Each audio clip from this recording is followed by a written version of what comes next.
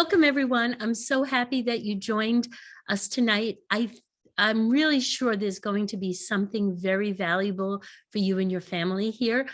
This is designed to meet your needs. So if at any time you want to use the chat or interrupt me and unmute yourself, you can feel free to do that.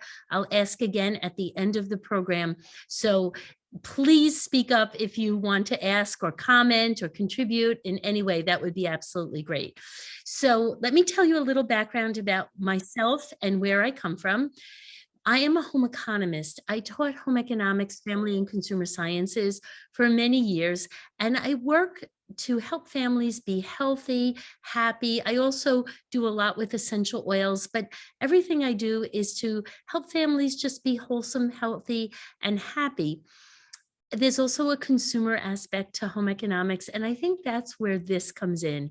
So let's get started, and we're going to get started with the knowledge that what I share with you tonight, there's not just one way to create a food preparedness pantry. This is such a broad topic. There's so many opinions on it. There are so many opinions about what's going on in the world and do we really need this? And also we'll go over all that. And then you're going to take what you learned tonight and use it to best help you and your family.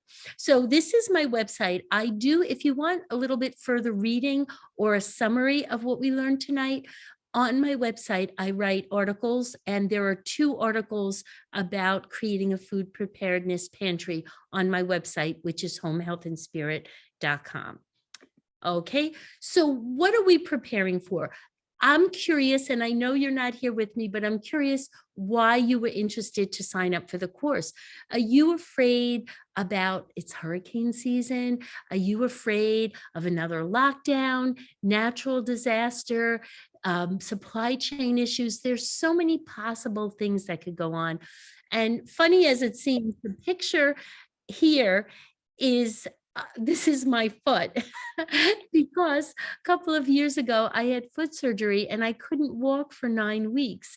And that was a time where I really could have used a preparedness pantry, because when something expected or unexpected happens and you don't have the freedom to come and go to the stores, it's a nice feeling of security to have food in your house. So anyway, so many different things could happen, things we see coming and we plan for, or things that could change in an instant and we don't know. So this leads to this picture, which I love because this represents this so well. We don't have a crystal ball. We don't know what's going to happen. You could store a lot of food and never ever use it. Some things could go bad. You could end up giving some things away, or you could be the only one that could help your friends and your family in times of disaster because you're the only one who planned. So this is how I like to view it. We don't think twice about getting life insurance, medical insurance, homeowners, an umbrella policy, auto insurance. It's just automatic. We never think about it. But when it comes to ensuring that we have food and water for our family and for our pets, sometimes we don't think of it. And I think that what happened is over the last few years, our views changed a little bit, because I know for myself, for the first time in my life, even though I've gone through hurricanes and blackouts and family things and all kinds of things, there was always food in the supermarket. And now sometimes we may have a little bit of a concern. So there is a risk. The more food you store, there is a risk you won't use it, but I will talk about how to rotate it. So first I want to talk about my son, James, because I think personal stories help a lot. James is my oldest son. He has autism. He's very highly functioning. He loves to cook. And his favorite thing to make is pumpkin muffins. This picture was taken just, 2 or so months ago, when the current thing you couldn't get was canned pumpkin. And this was from my local supermarket. There was no canned pumpkin to be found. But because I had been putting food away, this is the amount of canned pumpkin. I think there were 8 cans. if I remember correctly, in my home, because the last thing I want to do is break his heart. He loves to make pumpkin muffins. And, your situation might be more serious than that, but this was just a real life example when I was so happy that I had prepared.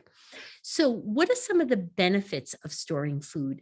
It does help you be self reliant. It helps you feel secure, gives you peace of mind. You can handle the unexpected with confidence, take care of other people. And even if you find it hard to get out to the stores, or you find the cost of gasoline prohibitive, or like I know myself, I bought a lot of things 2 years ago that are still good that are much more expensive now. And as I mentioned before, we could help others. Now, this again changes. Some days we find that prices have risen, and these are a lot of current examples. So this is my local supermarket, and a case of Poland Spring water was $5.59, when not too long ago it was 3 cases for $10. And then all of a sudden it was more expensive. Coffee, eggs, vinegar, chicken, they've all had their issues. And again, there's just not one right way to look at this, because some people will say the way the economy is going or different things are going, some foods actually may be less expensive now. So it is your personal experience whether you want to purchase as a hedge against inflation, or if some prices go down, then maybe you want to stock up when the prices are low. And I know I already gave you a lot of information, but remember, if you would like to use the chat and comment on anything I said so far, feel free. Here's a couple of tips. Prepping is not hoarding. If you gradually, and that's what I'm going to teach you, I'm not going to say go to the supermarket and wipe out the shelves. That's hoarding. But if you decide in your mind, you know what, I want to have a solid 2-week supply, or I want a solid 2-month supply, or I want a year supply. You're going to do this gradually. You're not going to put yourself in an poor economic situation. You don't want to use up your money. You're just gradually going to purchase things. That's not hoarding. Also, this shouldn't be discouraging. This shouldn't be depressing. This shouldn't be worrisome. Oh my goodness, I don't know what's going to happen. I have to get food in the house. Something bad is going to happen. Don't let it be that at all. I view it as a hobby. And my pantry is my creation. And when I come home from the supermarket, I look at it as a project. I'm going to again mention and show you how to rotate foods. I like to keep everything neat, and I'll go more into it. But the point is, I view this as a positive thing for me and my family and my little hobby and my little food storage system. It's important to buy what you like to eat. Now, beans and rice are important, but if your family doesn't like them, don't buy 25 pounds of rice if nobody's going to ever eat it. And also consider, you may have a lot of food in the house, but if we lose power, and this food requires cooking and heating, and you don't have alternate sources, you're not going to be able to eat it. So you always want to have some canned food. All right, so now, how do you plan this? Where do you put this food? And where do you start? All right, so first, just some general things. As I said, I'm going to say it again, purchase only what your family likes and wants to eat. So that's what I do. So we are eating what I have stored. This is not something that I put away and we never touch. We eat it and then we bring new things in. Only buy what can be eaten during the expiration dates. Now, this is going to vary. Let me stop the share for a minute and give you a couple of examples. I bought a few freeze-dried things. Freeze-dried things last a long time because there's no water or moisture in them. These dried apples last 25 years. Now, I only bought a few of this because I'm not personally a very long-term prepper, but I thought if I couldn't get fresh fruits and vegetables, I have broccoli, I have some other, I'll show you some more versions of that freeze-dried food. Now, here's some vegetable soup, and I will mention this again, but I put the expiration dates here because, like you see how hard that is to read? And then I'm squinting, I'm looking for my glasses. I just put a piece of tape and I write the dates. Now this expired this past May, but I brought this as an example because this is perfectly fine to eat. First of all, expiration dates are not required by law. So I want you to know that. Second of all, most of the time, unless it says expiration, it's really a best used by date. Canned food can really last for years, and this is perfectly fine to eat. The other night, I ate some canned pasta that also expired a couple of months ago. It was fine. It was delicious. There was nothing wrong with it. The reason they have a best by date is because they want you to like the company. And if I kept this for 2 years, it may lose some flavor. It may lose some nutritional value. But if it's canned and there's no dents, it's not bulging, it's not damaged in any way, canned food lasts for years and years and years. So I just wanted to bring up that point that food lasts a long time, and keep those things in mind, but it's not going to expire as soon as you think it will, except for perishables, and we'll get to that. And be mindful of heat and humidity. The attic is not the best place. A garage is not the best place, etc. So what's important is you eat what you're going to store, and you rotate it. When you come back from the supermarket, you move everything forward and you put the new things in the back. And I think that's really important. Now, some things you may purchase that have a 1 or 2 year shelf life, and some things that I just showed you have a very long storage. But be very aware of the moisture content and the oil content, because things that have oil in it, such as nuts or whole grains, such as, like, I'll show you some brown rice. Let me just stop this for a second. So I vacuum packed this brown rice, which I'll show you. This has a lot of oil in it, and oils and things with fats and water do not last as long as some other things. So let's just go back to the storage, and then we'll talk about where you find the space. So this is not my house. I wish it was. Some people are lucky enough to have gorgeous built-in pantries right off the kitchen like that. I don't know if so many of us do, but if you do, that's great. But I'm going to now talk about how to find the space. Before we even start, we have to know where to put the stuff. So think about different types of shelving, and also think about vertical space, because if you can stack high on shelving, you're going to get more space than you can think of. So this is my basement, and this is what I personally do. I have a corner in my basement. My basement is temperature controlled. I run a dehumidifier, so it's not humid.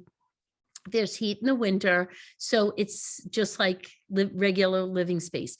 Currently, there's more than this. Is when I just started, but I did buy a chest freezer for long-term storage. I have an extra refrigerator. I have foods labeled in plastic bins, and that's what all this is. It, as I said, it has grown since then. And here are some cabinets in my basement. Now, people can, and I'm really curious what all of you do, and if any of you have started your own pantry. There's different ways to look at it. Some people have a working pantry and a long-term food storage pantry. I just have one, and I just work from the one because it's easier for me. It's rotated. But if you're very, very serious about prepping, you might have a whole system and then a working system, and then you shop from your long-term. So the other thing is, keep an inventory of what you have. Let me just show you just very quickly. Mine's a little messy, but these are the things that are in my chest freezer, because chest freezers usually are not self-defrosting. You don't want to open them all the time. And it's not like opening a regular freezer that you can look, you can rearrange, you could close it, and it'll self-defrost. You want to keep the temperature low. It's long-term storage. So I again, it's messy, but it's my working inventory. I cross things out, I change it. And when I do open it, I update. I like to have 2 inventories, that written inventory, and then I have a mental inventory. So as I said, this is my hobby. This is like my creative project. So when I'm working on it, I'm taking mental notes. Now, like it might sound silly, but I know somebody took a can of, I don't, they took it, it was chikorina soup the other day. And so I noticed it was in the recycle bin. So when I went to the supermarket the next time, I just had a mental note, replace that. So I'm always, doing that type of thing. Please feel free, as I said, to use the chat if you want to add anything or ask any questions. If you have no space, if you live in an apartment or you have a small home, is it possible to have some shelves built high up in a closet? Can you clean out a linen closet and empty a shelf or two? I don't like to store food in my bedroom, but I know there people do. I'm also not one to keep things under my bed, but some people put plastic bins under their bed, and that's the best place for their food storage. This was just creative. This was a bench, and they had 10-gallon plastic buckets in the bench, and then they covered it up. So you could have furniture that's storage. It just gives you, some ideas, because a lot of people struggle with, well, where am I going to keep it all? Here's another idea. This is just some storage from IKEA, and this person used it as a pantry, which I thought was a very, very clever idea. So you can buy pieces like that. And remember this is just a little summary of everything I already told you. But the last thing is include treats, include comfort foods when you're purchasing, because in times of crisis, people want to feel comfortable and have that comfort of food, and they don't want to just eat rice and beans. I put this picture here because I thought it was clever how this family knew exactly what they were storing, and they put shelving, you see, exactly the right size so they could maximize their space. So if you're creative, you will find different places to, somebody just joined us, to put things. So before we go on, I want to mention water, because even more important, even though the rest of this program will be focused on food, I don't want to put water last, because originally I had it as one of my last slides. I said, no, water is the most important. That's the most important thing we need for survival. And just a couple of ideas. You may have water filters that don't need electricity. This is one example. It's called a Berkey. This is a portable drinking cup, and the filter in it is called a life straw. Boiling water often helps take anything harmful, bacteria, etc. It will kill it in most cases. You can buy drops. You can use a little bit of chlorine bleach. It would be an unscented, unfragranced, just pure chlorine bleach, not the non-splash kind with chemicals, but you can purify your water. I also like to save big plastic jugs in case I know a storm is coming and I want to fill that up. You can buy, I was never a fan of bottled water, but I do keep it for preparing reasons. You also might want to have some clean garbage cans outside, some contractor bags in case you want to collect rainwater, but water is so important. So please be prepared that you have water. Okay, so now we're going to start with, where do you start and what do you buy? So when the program tonight, when it's over, let me just stop this for a minute. I'm going to send Samantha a PDF to send out to you that has a blank monthly menu. And my suggestion is take this and plan out a month of menus that your family likes. It'll just help you in general. Besides creating a pantry, it'll give you it'll like make you think of different meals. It'll show you if you're repeating things. But this is where you can start. Now you can do it for 1 month, you can do it for 2 months. You can do it just for dinner, or you can also do it for lunch and breakfast if you want. Some people find it easier to just make a list of 10 or so favorite lunches, 10 or so favorite breakfasts, and just rotate those foods. But you want to know what foods you're buying. So you'll get a PDF of this, and then whatever works for you in terms of shopping. When I work with paper, this is just something for the week. I write out what I'm going to and write in pencil because you can always make changes. And then I have it right in front of me and I can make a shopping list. So maybe that will be helpful to you. There's also an app on your phone. It's called To Do. And I love to keep my shopping list on that. I'm usually a pencil and paper person, but your phone is always with you and you can make a shopping list on it. And it's called To Do. And just, every time I'm like, I could be out and my daughter will text me and say, will you get me such and such? And I just add it right on my phone. So whatever method works for you, but that's where you're going to start, because then in front of you, you see the foods your family likes, and then you can consider, yes, and then I have to get a couple of extra things that have long shelves lives, that are not highly perishable, that we can eat without heating, and then you can just work from there. All right, so that's how we're going to start. And just decide how long do you want to prepare for, 2 weeks, 2 months, whatever it is going to be.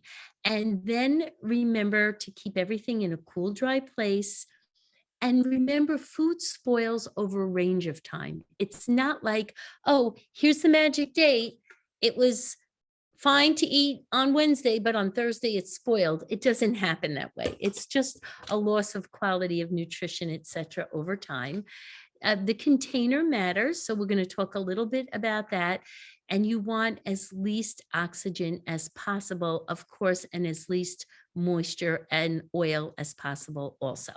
So these are different things. I'm going to show you a couple of different examples of how I store food.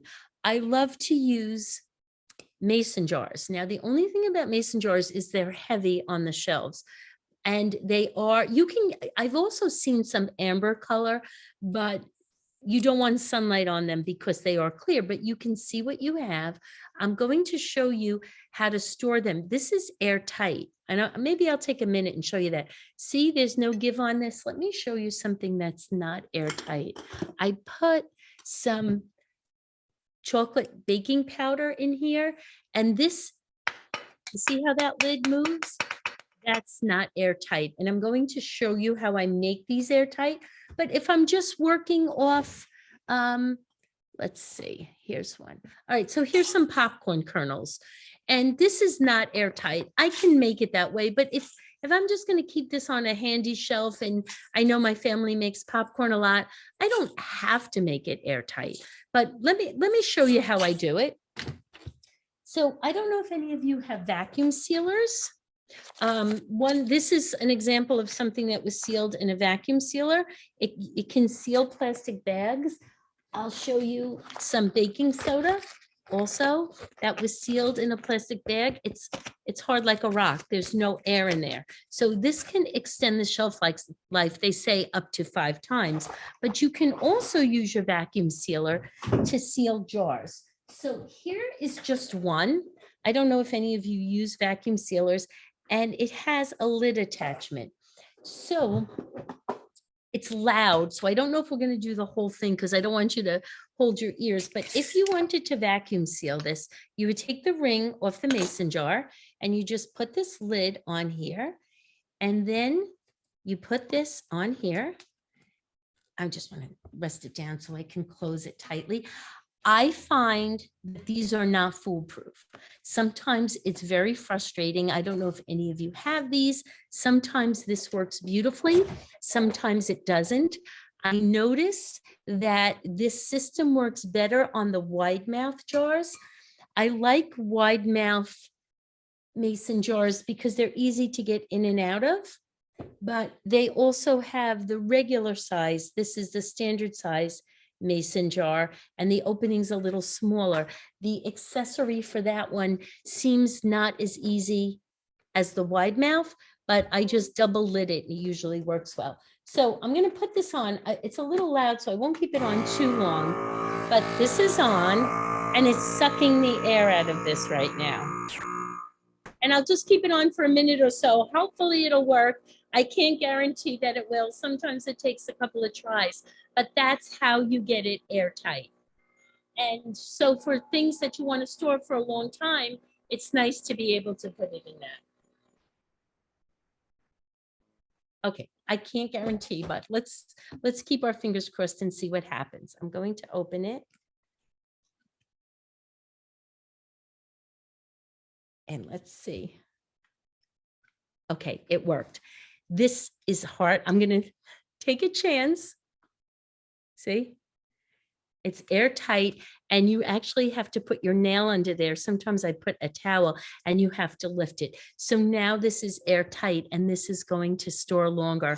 And when it works great. And then you can put the other lid on. And as you've seen with some of these, like here's some pasta, and I took the air out of this in January. No, I'm sorry. This is when the date was 1/24, but I know it lasts longer, but that was the date on the package. And this one is also airtight. There's no movement. The other way the food saver works, I'll just show you quickly. I'm not going to actually do it because of the loudness, but you open this up and you have a roll of plastic or a plastic bag. You put your food in there. You put this in here. And then you put it on and it sucks the air out and you get the packages like I already showed you. So when, like I said, these are really great to have. Just be patient with them, because if any of you have one, you may know that it doesn't always work perfectly. All right, let's go back to the slide. And again, I want to mention, if you would like to comment. Oh, actually, well, let me just show you one more thing. If you want to comment or ask anything, let me know. This is, these are two airtight plastic containers. They're hard plastic. They're BPA free. And they suck out the air. This is a Rubbermaid brand, and this is an OXO brand, and this is a Mylar bag. So let me stop the share and show you examples of all three. So I have some crackers in this, and this is a hard. They also make this version in glass, but you'll see there's a little bit of a pop, and I put some crackers in there. And then you latch both sides down. And it, again, it's clear, and it just helps everything last a little longer because it doesn't suck the air out, but it doesn't allow air in. Then I had some extra crackers and I did seal them with the food savers. So you have options. Then there is the OXO. I'm just looking where I put that. Sorry. Oh, yeah, it's right in front of me. And I put some crackers in this one. This, it pops.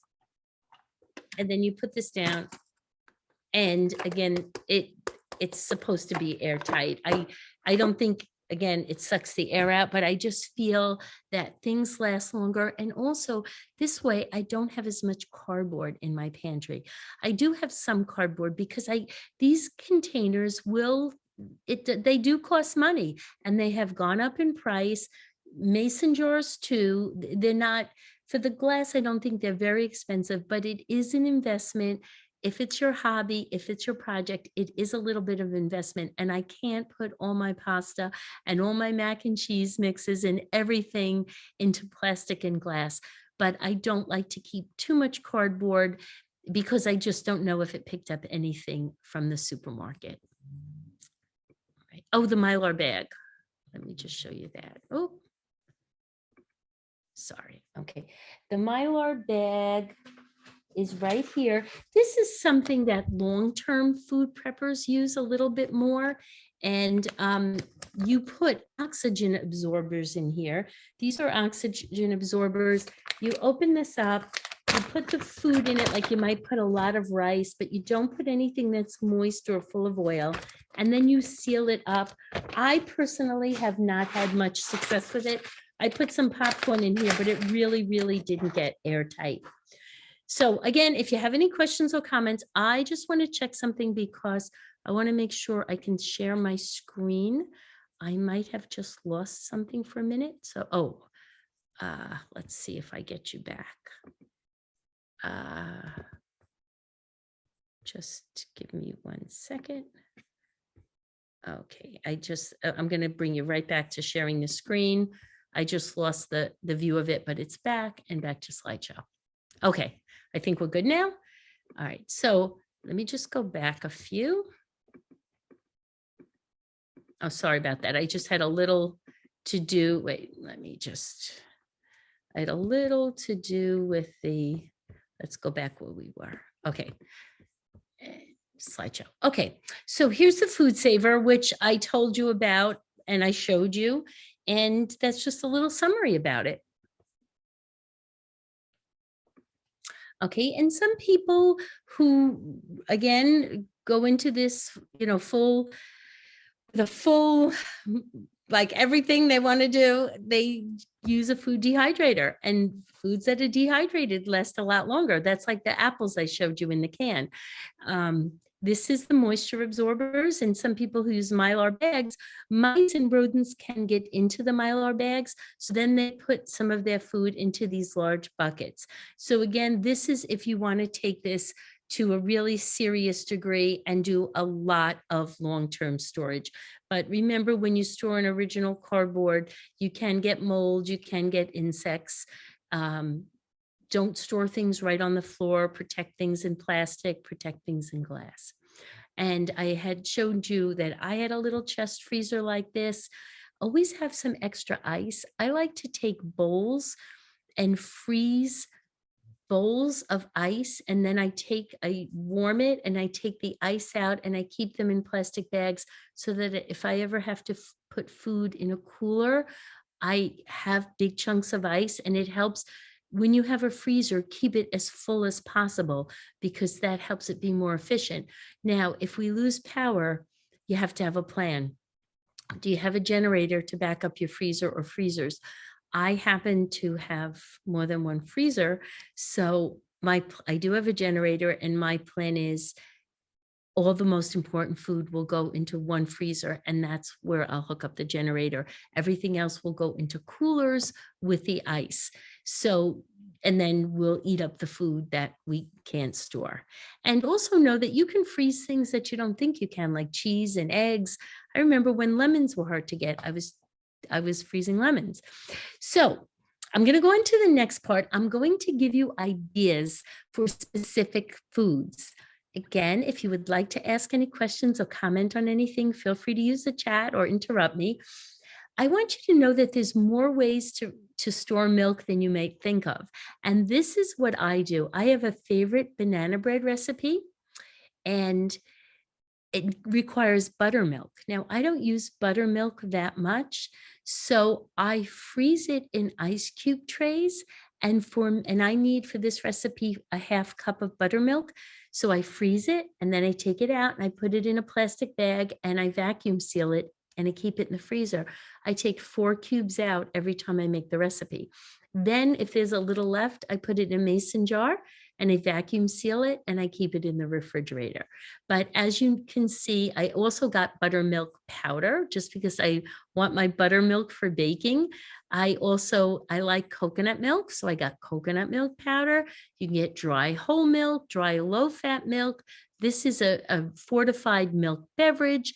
There's Parmalat milk, which stays for a long time because it is highly pasteurized. And then we have evaporated milk, which has 40% of the moisture taken out. And there's sweetened condensed milk, which also has a lot of sugar added and is used for baking. And then cheese. Now, the tough stuff is the perishables. So I know if there was a problem, like we love to make homemade pizza, and I have flour, I have yeast, I have everything I need for the dough, but I'm like, what am I going to do if I can't get cheese? So I have vacuum sealed and frozen cheese. You buy frozen pizza and it has the cheese frozen. So why can't you put cheese in a bag and freeze it? So that's some options for cheese. For eggs, you can buy dried eggs. Here's dried egg powder. This is actually scrambled eggs, and you can buy an egg replacer. And you could look this up on the internet, but if you're baking and you don't have eggs, you could substitute applesauce, mashed banana, flax seeds, yogurt, buttermilk, nut butter. There's always these substitutions could always be looked up, as long as you have backup power for your phone.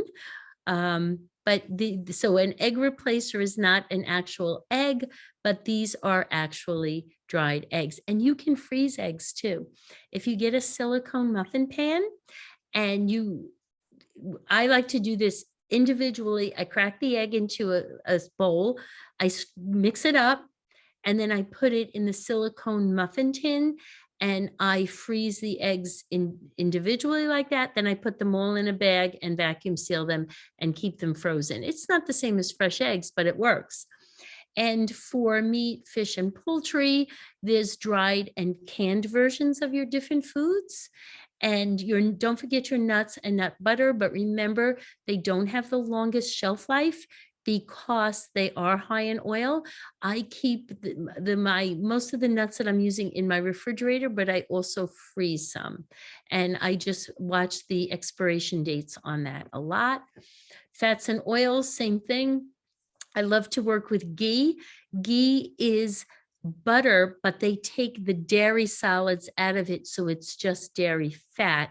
And it's very good to fry with because there's a very high smoke point.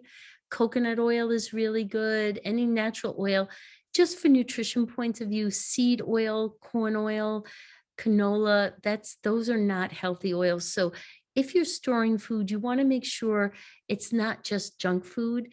You want to have healthy foods for your family. But unfortunately, you can't overbuy on this because of the expiration date.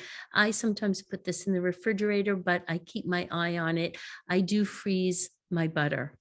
And I noticed when I was in the supermarket the other day, the butter was a little empty, and it changes day to day. Some day the supermarket shelves are empty, sometimes they're full. One day it's cream cheese, one day it's pumpkin, one day it's butter, one day it's eggs. It just always seems to change. But what I've also noticed is that butter that I bought the other day had the same expiration date as butter I bought a month ago. And I've noticed that the expiration dates in the supermarket are not as far out as they used to be. If I have a moment, I'll get back to that in a minute. Have some sweeteners. Artificial sweeteners are really not good for you. There's so much nature provides. Sugar should not be airtight because you don't want it, like these are in mason jars, but that's not vacuum sealed because it'll turn into a rock. I do vacuum seal in plastic bags brown sugar, but because there's molasses and it stays moist. But here, oh, you can see some vacuum sealed. Honey has a shelf life of forever, especially natural raw honey, pasteurized honey too, stevia, agave syrup, molasses. There's just so many sweeteners that you can choose from. Flours and grains, these are very storable. Here's an example of, you can vacuum seal it, you can keep it in plastic bins, you can put it in airtight glass containers. I like to freeze my flour and grains, especially flour, when I come home from the supermarket, in case there's any bugs in it. I usually freeze it for 10 days. Some people say freeze it for 3 days, take it out, freeze it again. And you can keep some in your freezer airtight long term, but you can freeze flour and it doesn't freeze, it comes out like powder. Just make sure that I put a little paper towel in it so that it doesn't get too moist. Have your baking ingredients, everything you love to bake, just in case you have to make your own bread or your own cookies or goodies. It's probably healthier for you anyway. But have your baking ingredients. Don't forget your condiments, your spices, your sauces, anything that's going to change up the same old boring food, make food interesting. If you're eating a lot of pasta and rice because of an emergency, it's going to be really boring. But if you have these different things and then some, it will spice up your meal. And then, of course, your fruits and vegetables, and that you can have frozen, you can have canned, you can dehydrate, you can have freeze dried, but you can get them. And if you go to a local farmer's market, or you know anybody that grows fruits and vegetables, or you grow your own garden, that's even better insurance. And of course, you have to have chocolate. You can't not store chocolate because emergency, you want your chocolate. But I'm half kidding, but pistachio nuts, whatever your family likes to eat, have some snacks for them always in storage. And it's nice. You know what else is nice? When you have a lot of food, I didn't mention this before, but if you have unexpected company, you always have something that you can serve people. So that's great. So these are some foods that will help you if food is scarce and you have to extend it. I like to have, and I have to tell you, before I started doing this, I hardly ever bought canned food. I was not a canned food person. I was not a bottled water person, but out of necessity, I have a lot of different varieties of soups and some stews. And I could make meals out of that by add some beans or lentils or rice or pasta, dried mushrooms, tomatoes, um, homegrown vegetables, potatoes, potato flakes. Save your stale bread, freeze it, and then you could make your own croutons or breadcrumbs. But you could always extend meals in casseroles. You can put rice mixed in with chopped meat and make either stuffed peppers or rice meatballs. If you take some rolled oats and run it through the coffee grinder or your blender, you make like an oat flour. And if you put that into your hamburgers or meatballs, you're going to extend the beef and people aren't going to really notice the difference. So you could look into this, but these are good foods to have because they can extend the same old, same old. Okay, anybody want to say anything before I go on to your budget? Okay, so now we're going to talk about money specifically. Know what you have so you don't overbuy things. And as I said, have a written inventory, have a mental inventory. Shop with your friends. If this is your project, maybe a friend wants to do this and you could share ideas. Maybe you go to a discount store and you buy in bulk and you share what you buy. You can let each other, know what's on sale. You can save gas by driving together, or I'll go to one supermarket, my friend can go to another, and we can pick up what's on sale. Don't be brand loyal. Get whatever is on sale that week and whatever is on clearance, or get the generic, but get the cheapest one. You don't have to always buy your favorite brand. And make this an ongoing project. Even if you spend $5 extra a week or maybe up to $20, and I hate to say this because this is the classic, like, don't go to your famous coffee store and save that money. Like, everybody always ranks on that. But if there's a way you could cut out some luxury that you really don't need and you could have $5 to $20 a week, 1 week buy a couple of cans of soup, 1 week buy some rice, 1 week maybe you want to buy some storage containers, but you do what feels good for you. But over time, it will really pay off. I started this about 2.5 years ago, and I have a nice collection of food. I also have a lot of food that I bought that was much less expensive than it is now. When I'm in the supermarket, and this has changed, and I mentioned this with the butter. So now I never used to look at the dates when I was in the supermarket. Now I bring my glasses to the supermarket with me. I read the dates. I go to the back of the shelves. The supermarket doesn't always rotate it, but I try to look for the furthest out date. And I have noticed that the dates are not very far out. And I'll show you one other example. This is not food, but this is very current for me. So this is a laundry booster. It's called borax. It's a natural mineral. I bought this from my local supermarket the other day. And when I got home, I realized it was hard as a rock. It must have been on the shelf forever. So I returned it today, and I actually got on my hands and knees and went all the way to the back, and they must have rotated it. And you can hear it's powder. I got one that was powder. So, go to the back, read the dates, find the best, and just know that sometimes they're putting things on the shelf that have been in the warehouse for a long time. New stuff is coming in, but it's not coming in. Things can change immediately, but it's not always coming in as fast as it used to. So try to get the furthest date out. And then use what you have, save money, shop on your shelves. You have a mini supermarket in your house. If 1 week you're a little tight, like, skip the supermarket this week. I have a pantry. Or unexpected company, I'll just go to my pantry. You don't have to go out and spend a fortune. If over time you're investing in this, I'm a little tired this week, I have a cold this week. I don't feel good. We're on vacation. I want to spend the days in the beach. I'm just going to shop in my own house. And you can do that. And you can also make a refrigerator meal, like clean out all the leftovers and just have a mixture of all kind of things for dinner, or make breakfast for dinner and have pancakes or waffles or inexpensive foods like that. Another thing I want to recommend is allrecipes.com.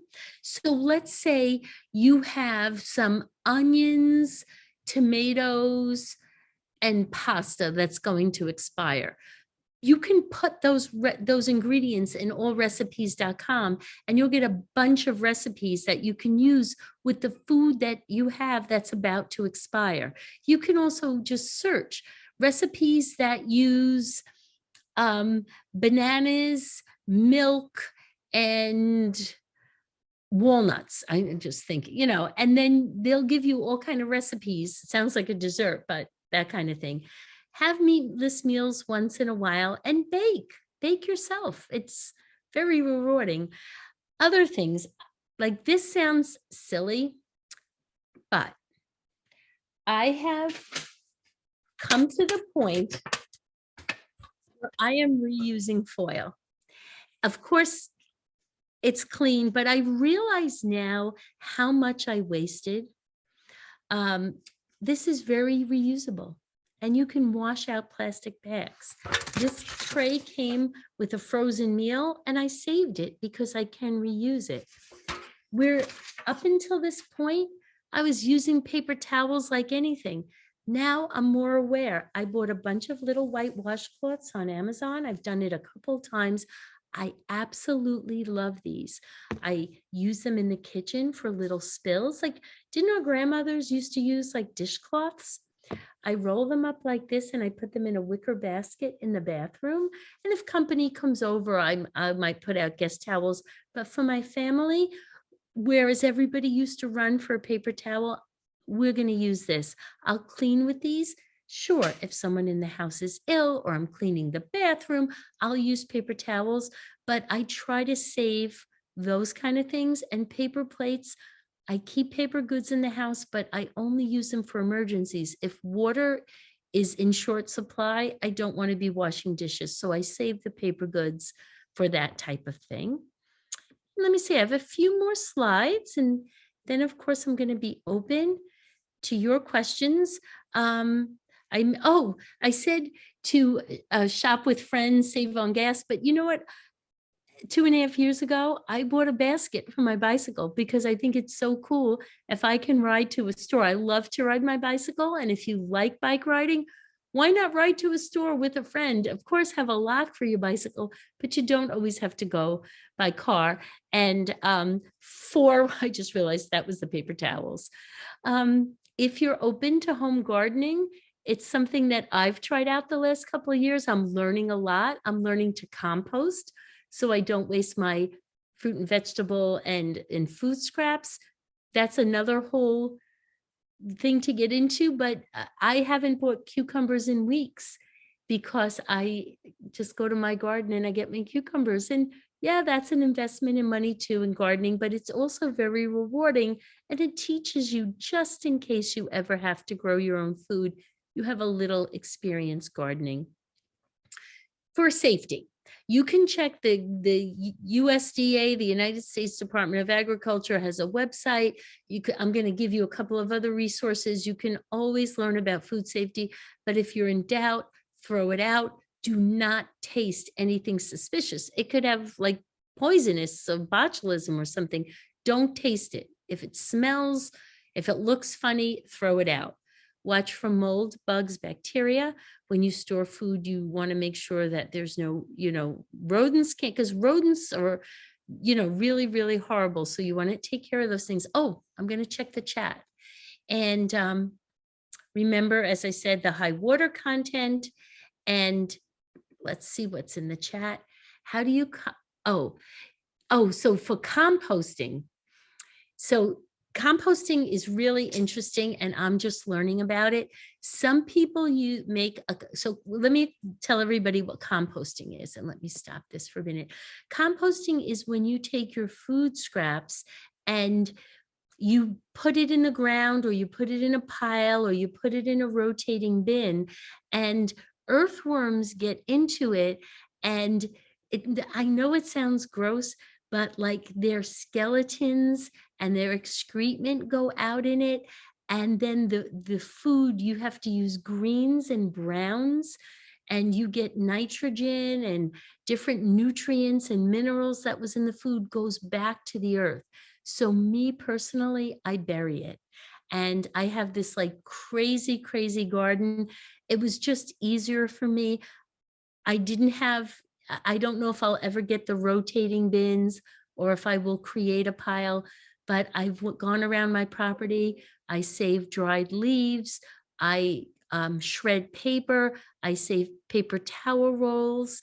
And those are my browns. And I juice every day. So I have a lot of vegetable scraps. Some people do eggshells. You can never do meat, but I bury it and it just turns to compost, and then I use it to fertilize my garden. So that's a quick little thing about compost, but it all fits in because the more self-sufficient we feel, the more in control we feel, the less dependent we feel on other people. I mean, we can't totally be independent, but everything we can do for ourselves or to help our loved ones makes us feel good. So I think I hope I didn't have a problem with the share. Okay, we're good with this. And I have one or two more. Oh, don't forget your pets. They need food, they need water. So treat them as a family member and please make sure you have what they need also. And this was all about food, and it would have gone on and on and on if I went into other things or emergency supplies or emergency equipment. So I focused on food, but don't forget your health and beauty aids, your medical preparations, things to keep you healthy, over the counter and prescription medication, your cleaning supplies, your laundry detergent, your paper goods, which I briefly mentioned, but it's not just about food. You need a lot of other things to survive if there was an emergency situation. And again, this is also a hedge against rising prices, and just rotate it like with the food. All right, so here's some resources. Um, Let me just show you this booklet. I'm going to, when I send Samantha the PDF of the planning sheets, I'm going to send a link to this. This is by the Utah Extension Office. I printed it. It's a long, long book, but it's very, very comprehensive about food storage. So if you're really into this, you might want to check out that link. There are a lot of YouTubers that share information, and some are realistic, some are more panic driven than others. So, you want to find a balance. But one YouTube channel I absolutely love, which has a lot more resources. She's extremely thorough and she's a lovely person. The YouTube channel is called Mary's Nest. And she talks a lot about natural cooking, but she also does a lot about food preparation. And let me just show you my other resources. The extension booklet I showed you, that was all this. Mary's Nest is the YouTube channel. The United States Department of Agriculture has a lot about food safety. And of course, we also have, we just have to search things. I don't know where your interest lies, but if you've done anything to put food away from your family, pat yourself on the back because you really did a good job. This takes time, this takes thought, this takes energy. It definitely has its rewards, but you should be proud if you've done anything to keep your family prepared. And again, this is my website, homehealthandspirit.com, if you want to look up the other articles on food prepping. And thank you everybody who listened. I wish you all the best and keep your families and yourselves safe. And I hope that you do something with your food storage.